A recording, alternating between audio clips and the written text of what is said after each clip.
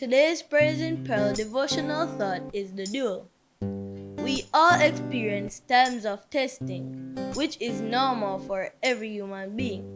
But God will be faithful to you. He will screen and filter the severity, nature, and timing of every test or trial you can face so that you can bear it.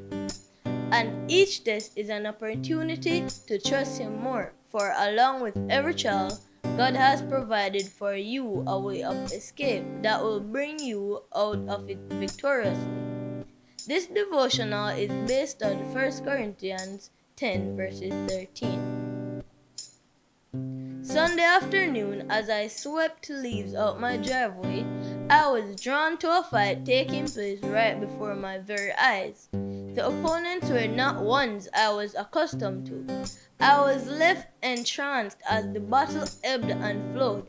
Just as I was convinced that the bigger fighter would win, I saw the other released from his grasp, but that smaller fighter didn't run. He just seemed to wait around as if wanting to be caught in his oppressor's grasp again. I don't live in the Wild West, neither I am wrestling fan. What I saw was a little cockroach fighting with a mighty lizard, and I realized how much that battle reminded me of myself in my struggle with sin. I saw myself in the clutches of sin for a very long time, struggling to escape, struggling to overcome, struggling to leave from where sin was. Even when the Lord had made a way of escape, like Paul, I felt like the good I wanted to do, I couldn't, but the bad that I didn't want to do came way too easy. Is there a struggling Christian who can relate? Lying when you didn't have to, because it came naturally. Staying in an unequally yoked relationship because it was easier to stay than to leave.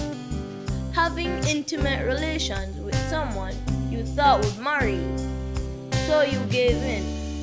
Shorting your tithe by 300 because nobody knew what came on your payslip anyway. Simply thinking about going somewhere, doing something, being with someone that just wasn't right for you, and testing of forbidden fruit.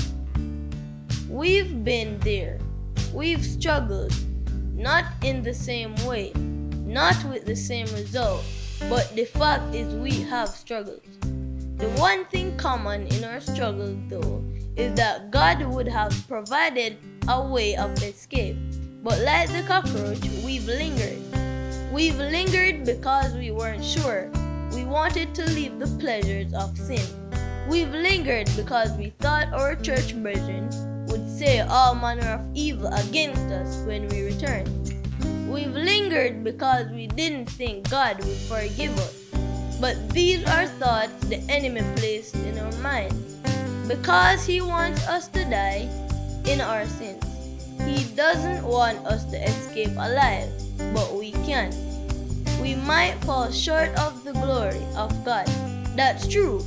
But we can get past the things that keep us in bondage, so we can live for God's glory.